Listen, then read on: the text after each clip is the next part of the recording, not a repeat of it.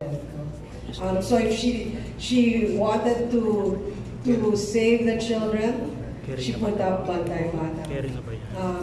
And she herself would go there and save the children. If she wanted to save, other people who lived in communities that had mines, she herself would go there. She would really stand up for the people.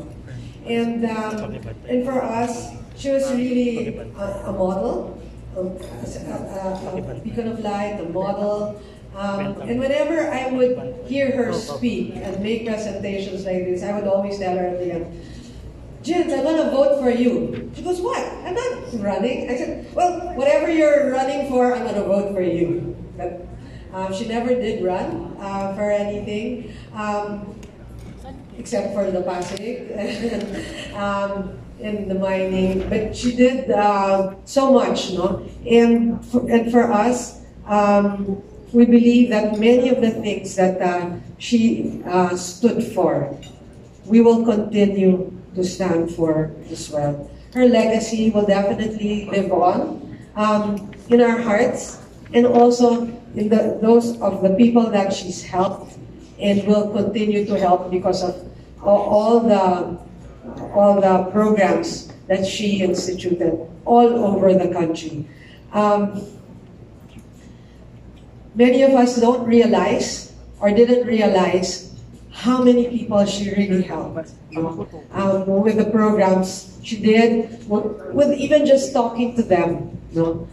She encouraged them to really believe in themselves, think big, and not bow down to others that could be oppressing them, and taking advantage of them.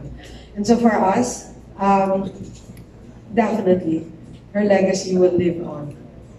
Thank you so much for asking that question. Thank you. Thank you, Ma'am Rina. Miss for Enchong naman, pag ibang itsura mo ngayon, hindi kita halos nakilala. Okay. Enchong, of course, aside from this, from being part ng 20 years, or rather being part ng family ng Knowledge Channel, ano ang impact nito sa iyo? Ganon din sa iyo, Maymay. Kasi iba ito sa ginagawa niyo, di ba? Bilang actor or bilang celebrities. Ako kasi dito parang pakiramdam ko ang laking impact ng Knowledge Channel even before. I grew up in Naga watching Hiraya Manawari, Bayani, Mantinig, Siniskwela, all these programs. Ang laking naitulong sa akin in such a way na mas nakilala ko yung mga bayani natin, nakilala ko yung lipunan natin. So kumbaga, parang at an early age, hindi hinayaan ng ABS-CBN o hindi hinayaan ng Knowledge Channel na, gano'n na lang, let's just leave it to the Department of Education, let's leave it to their education. No, I think ABS-CBN made sure na, okay, meron tayong responsibilidad bilang nasa media tayo na, okay, bigyan natin ng kaalaman yung mga bata as early as now. And true enough, that's why yung Knowledge Channel, when they offered it to me, hindi mo kailangan mag-isip ng 2 beses eh. Kasi ito yung mga bagay na, baka mamaya, yung nangyari sa akin, mangyari din sa mga bata ngayon, na ang ganda. Kasi, hahawakan mo siya hanggang sa pagtanda mo siya, hanggang sa pagtanda mo. And, yun, I'm fortunate, I'm very fortunate to be part of Knowledge Channel. Thank you po. Napakalaking impact po ang Knowledge Channel sa akin, lalo na yung sinabi nila na maging parte po ang proyekto ito, at lalo na mas matutulungan namin hindi lang yung kabataan lalo at yung mga bata. Ako po kasi natutunan ko po kasi talaga to sa lolo ko na dati pa lang na hanggat maaari huwag na huwag yung kakalimutan kahit saan man dulo o saan man kayo mundo na or achieve na meron kayo ngayon. laging yung tatanda ng totoong kayamanan at hindi nabibili ng kahit ano ay yung pagpapahalaga mo sa sarili mo, sa kalikasan, pagkakaisa at pagtulong mo sa kapwa. At isa din to sa mga natutulog ka din kay Miss Gina nung nandun ako sa G Diaries. At saka nagpapasalamat din ako dahil kakaiba talaga, parang hindi ko nakalimutan kung saan man ako nanggaling. Parang kahit nandito na ako sa showbiz, di ba po iba-iba na yung mga ginagawa namin sa araw-araw. Minsan nakakalimutan ko na nga kung ano talaga yung, kung saan pa ba ako maglulugar. Pero dahil ito sa Knowledge Channel, parang bumabalik kung sino ako dati. Tapos yung simpleng buhay lang, yung masaya na ako kapag may kamote na, gano'n. Kaya, ayun po, tapos nandun kami sa bukid noon. Ang saya pala na kayo nang papasaya. Nakita ko yung mga bata doon, yung sigawan nila. Kasi dati po sa school namin, may pumunta din yung mga artista doon eh. Tapos parang nakikinig pa kami sa artista kaysa doon sa principal. Tapos parang ang saya lang sa pakiramdam na yung pagtanggap nila sa amin, hindi lang yung nandun kami ni Kuya Khalid, kundi yung bagong matutunan nila doon sa Knowledge Channel at yung pagpapahalaga ng kalikasan. Ayun po. Thank you. And lastly, I'd like to ask the people behind this channel. I'm just curious, why choose Enchong, Khalil, Maymay, and Marlo instead of the other, sa dinami-dami ng talents ng ABS? So, anong impact nila sa audience? Miss Rina? Well, I think it's their authenticity. Number one, it's really their authenticity that we had, especially with with Enchong and with agriculture. It is actually a choice, a joint choice, together with Land Bank, who funded the series. No? So we're very grateful to Land Bank as well for that. And same with Maymay. It's also because she believes also in, she came from a place where there was a lot of forests, no? And really taking care of the plants and the environment. So for both of them, it is really a no-brainer in that we believe that they were really good choices for us. No? Maymay was also the choice of Forest Foundation of the Philippines. No? So we also thank them for that. Mukha kasi akong puno eh.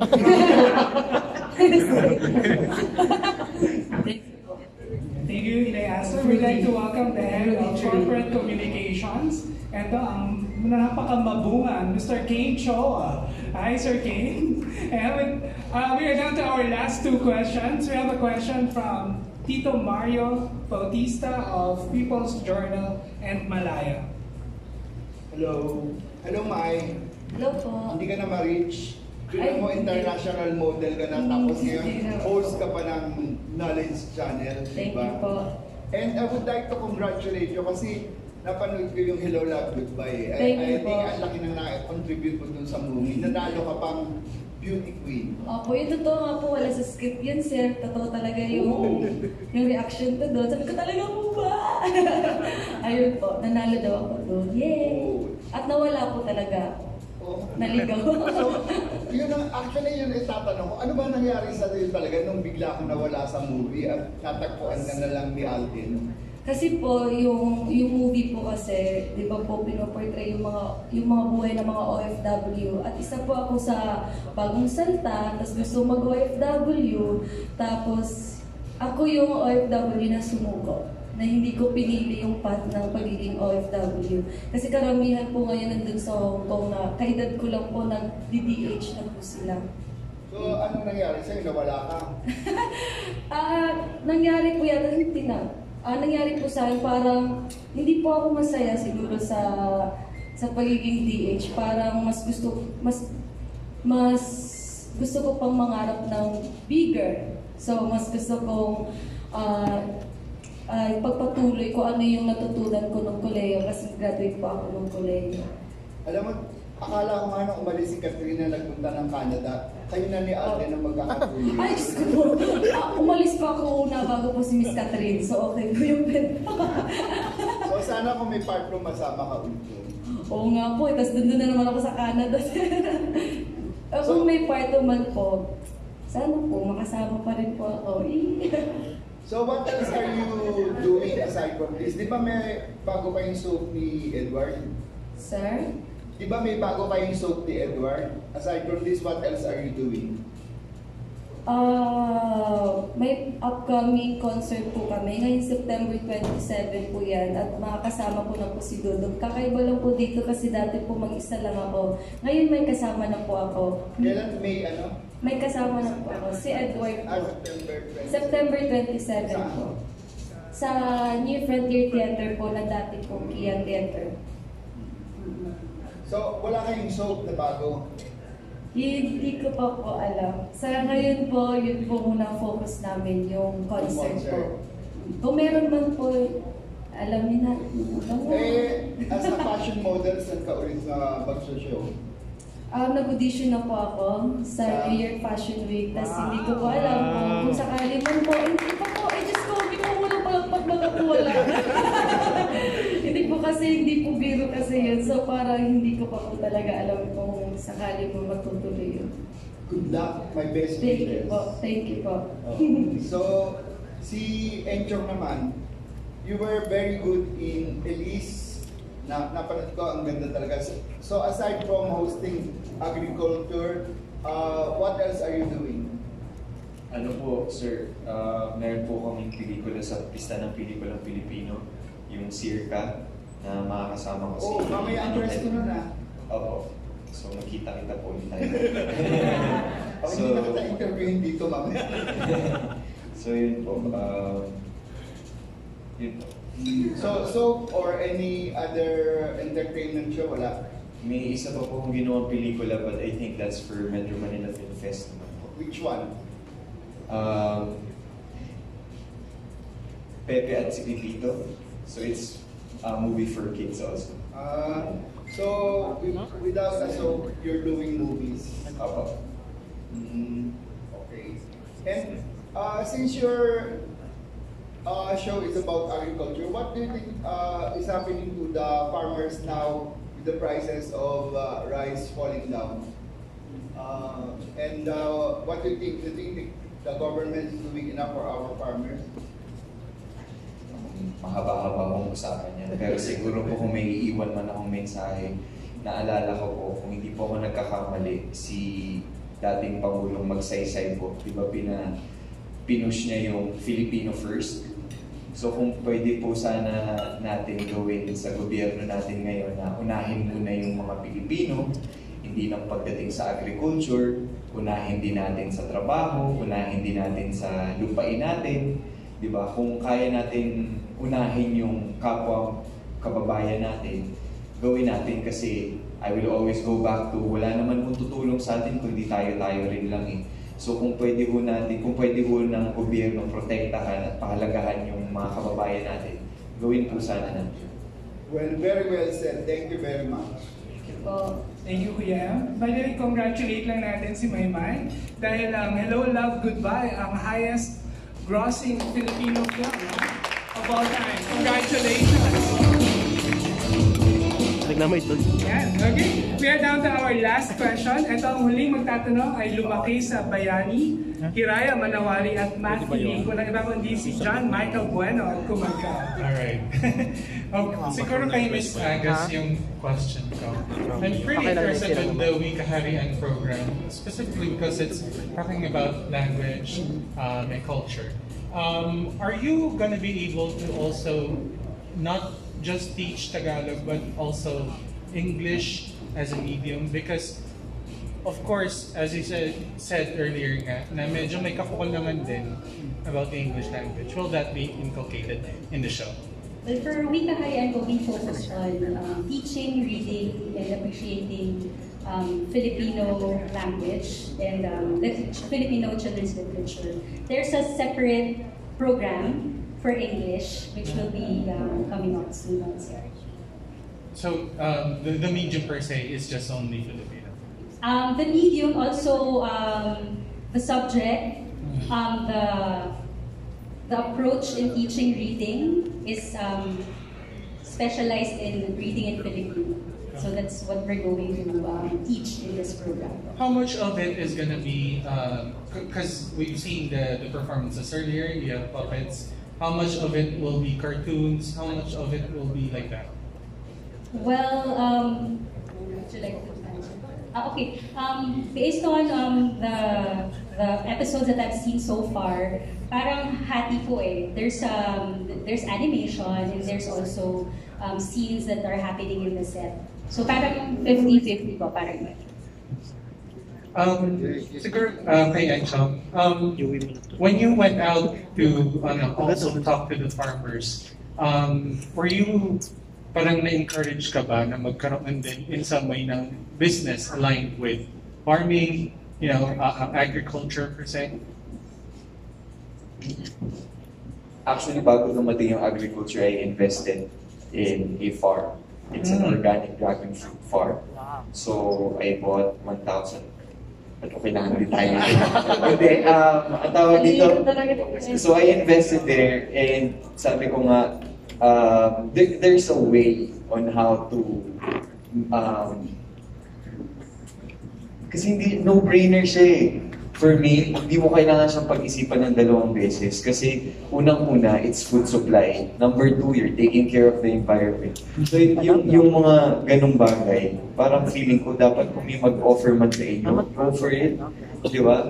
And kung ayaw mo naman nun, be a farmer. You can, now, all over the world, you can have your own farm, your own garden, and your own backyard. Kahit nasa condo ka, the vertical farming, you can do it eh. If you're really serious about not only with the environment but your health also. Kasi connected naman lahat yun. So, I've seen you grow as a person also. Nakita mo ba yung sarili mo na, because in recent years, you've been inclined in politics, you've been inclined in community service. Is that something that you have imagined you'd be doing when you were growing? Kasi ako pakiramdam ko, parang selfish kung tatanggapin ko lang lahat. So kung meron akong way para i-give back from swimming, to education, to business, kung pwede ko siya magawa, okay din. Para at least kapag dumating yung panahon na hinarap mo yung Diyos, di ba? At least hindi ka mapapahinga. Maymay, how much of your life are you giving into this show? Marami ka bang pinaplano din na, to get involved in worthwhile shows like these? Opo naman. At masaya ako na may foundation po kasi kami, Entrata Foundation. Kasama ko si Edward tsaka yung kapatid niya. Isa din siya mga target namin, yung mga bata din. Kaya parang nire-ready din namin yung self natin. Kasi in the future, gusto namin mas marami pa kaming matutulungan. Tapos, kasi ako po kasi parang pag may tutulong ka ba, yung pagtulong naman po hindi naman po obligasyon. Sinasa puso mo talaga. So, ako hanggat maaari na may oras ako para tumulong, gagawin ko. Kasi minsan lang. Ms. Reyna, they have shown na parang ang laki-laki ng interest nila to help. What are you planning to do in the next few years? Because of course, Knowledge Channel has already grown in the 20 years that you've been here.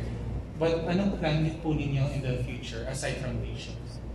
Yeah, so aside from these shows that we are seeing today, we also have, as you mentioned, a show for English and then also for math in the early grades. No? So that's English, Filipino, math for the early grades. But aside from that, we will also have other shows that will focus on child's rights. No? Because many of the children also need to know what their rights are, so with their parents and the communities. We'll also have other shows that will be on the environment, no? On values, and in all the different other subjects, like science, no? And other subjects as well. Saan po kayo nakuha yung mga music na ginagawa niyo? It's created by Different people. different people like Star in Music, Star Records. Alright. Thank you so much, Tom. All right, thank you so much, JM. Okay, may we hear from each and every